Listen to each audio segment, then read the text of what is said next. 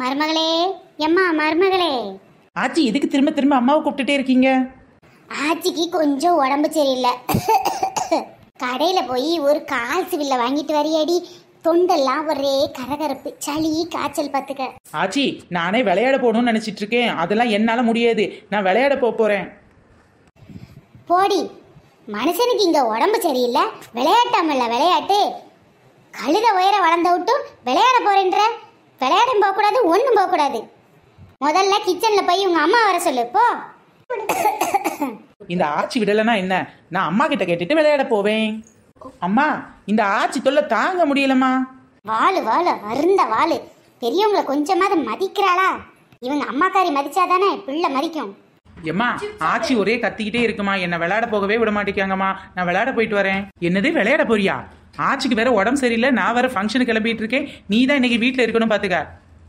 அதெல்லாம் முடியாது. சரி, ஆச்சி இதுக்காக ஒன்று கூப்பிட்டுட்டே இருந்தாங்க. என்னவா? கடையில போய் கால்ஸ் மிட்டாய் வாங்கிட்டு வரணுமா. தொண்டையில கிச்சு கிச்சான். கால்ஸ் எல்லாம் சாப்பிட்டா சரியா வராது. உங்க ஆச்சிக்கு கஞ்சி வச்சிருக்கேன். அந்த கஞ்சி கொண்டு போய் கொடுடி.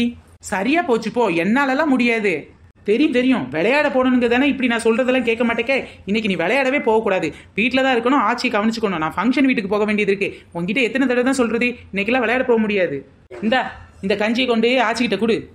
ஆச்சி எவ்வளவு நல்லவங்க தெரியுமா? ஏன்டி இப்படி பண்ற?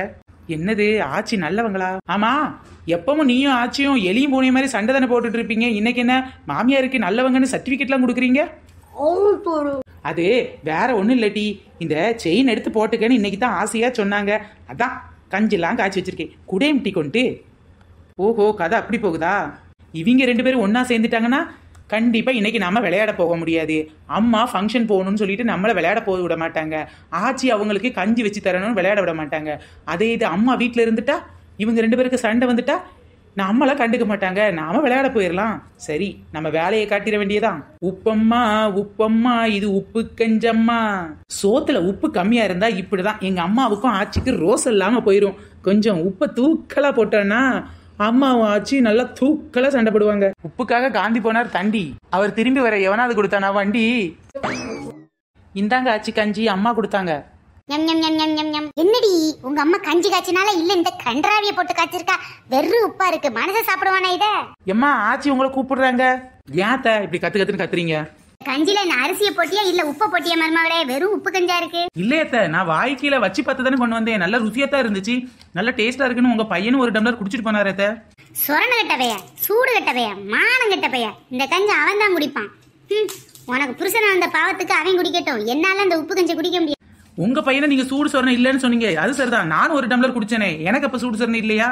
அப்ப உங்க வீட்டுல உங்க அம்மா போட்டான்னா இப்படித்தான் உப்பள்ளி போட்டு கொடுப்பாளா? என்ன பத்தி என்ன பேசுங்க. எங்க அம்மா பத்தி பேசாதீங்க பாத்துக்கோங்க. ஆஹா, சண்டை சூடு பிடிச்சிருச்சு. அம்மா நான் விளையாட போட்டுமாமா. அம்மா நான் விளையாட போட்டுமாமா. ஏண்டி இங்க நாங்க 2 பேரும் மல்லு கட்டிக்கிட்டு இருக்கோம். உனக்கு விளையாட்டு தான் முக்கியமாடி? ஆச்சி நான் விளையாட போட்டுமாச்சு. நிம்மதியா சண்டை போட விடுற? போய் சொல்லடி, வீட்டை விட்டு வெளியில போய் விளையாடு முதல்ல. ஆமா, நானும் எங்க அத்தையா இன்ட்ரெஸ்டா சண்டை போட்டுட்டு இருக்கோம். போய் நீ முதல்ல விளையாடு. வீட்டுல இருந்தா நான் உன்ட்ட சண்டை போடையா இல்ல அவங்ககிட்ட சண்டை போடையானே தெரியல. முதல்ல போய் விளையாடு போ. எப்பாட ஒரு குத்து உப்பால நம்ம நினைச்சதை இன்னைக்கு நடத்தியாச்சு. உப்பு எப்பவுமே அளவா பயன்படுத்தினா சந்தோஷம் தான். அளவில்லாம பயன்படுத்தினா ஆனந்தம் தான்.